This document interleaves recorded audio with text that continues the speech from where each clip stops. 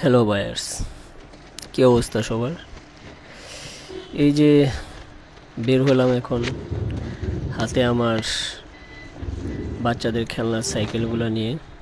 এদিকে অনেক বৃষ্টি হচ্ছে, তারপরও এই বৃষ্টির ভিতরে আপনার গ্রাহকের প্রোডাক্টগুলো তার হাতে পৌঁছে দেওয়ার জন্য আজকে নিজেই হোম ডেলিভারি দেওয়ার জন্য বের হলাম। তো এই যে আমি আর আমার হাতে সেই বেবি টয়গুলো।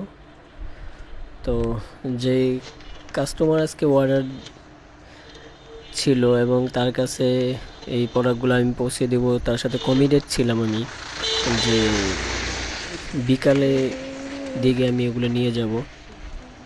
কিন্তু আমাদের এখানে বৃষ্টি হওয়ার কারণে তাকে আমি পৌঁছাইতে পারিনি।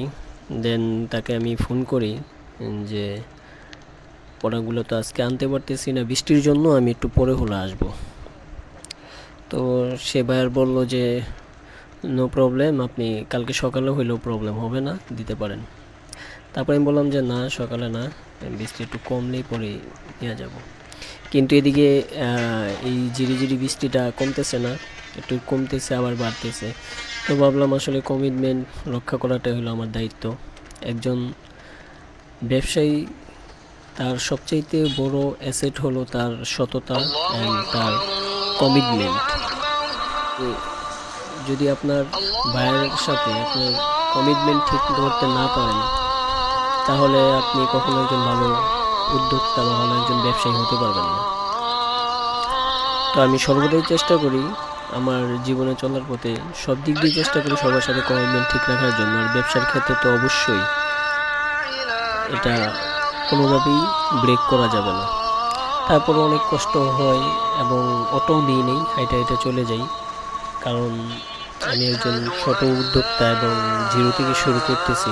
ইনশাল্লাহ আল্লাহ তাআলার রহমত এবং আপনাদের দোয়ায় ভালো হচ্ছে। তো অটো না নেওয়ার কারণে একটাই কারণ, যদি এখানে অটো ভাড়াটা বাঁচে এটা আমার জন্য সেফ। সো আমি মনে করি আপনি যখন বিজনেস ছোট থেকে শুরু করবেন, আপনার উচিত ছোট ছোট জিনিসগুলো দেখা এবং অবশ্যই আপনার কমিটমেন্টটা ঠিক রাখা। কমিটমেন্ট কখনোই ব্রেক করা যাবে না। আর যারা ভিডিওতে দেখতেছেন তাদেরকে বলবো, দেখেন ঘরে বসে ভিডিও দেখে আর চিন্তা ভাবনা করে কখনো লাভ হবে না। আপনার যেটুকু সামর্থ্য আছে ওইটুকু নিয়ে আপনাকে নামতে হবে। কারণ আমার অল্প পুঁজির ব্যবসা, এই জন্যই আমাকে বেশি করতে হইতেছে, কারণ এটাই বাস্তবতা। আর আপনি যখন একটু রাজকীয় বিজনেস করতে চাইবেন, তখন অবশ্যই আপনার কাছে হ্যান্ডসাম একটা এখন শুরু করা দরকার। তখন আপনার ওই অল্প পুঁজিতেই স্ট্রাগল করে উপরে উঠতে হবে ডে বাই ডে। আপনি যদি সৎ হন, আপনি যদি পারিশ্রমিক হন, ইনশাল্লাহ এর ফলাফল আপনাকে দিবে। আল্লাহর উপর বিশ্বাস রাখুন এবং ধৈর্য ধরে আপনি আপনার ব্যবসায় পরিশ্রম করুন। Thank you everyone.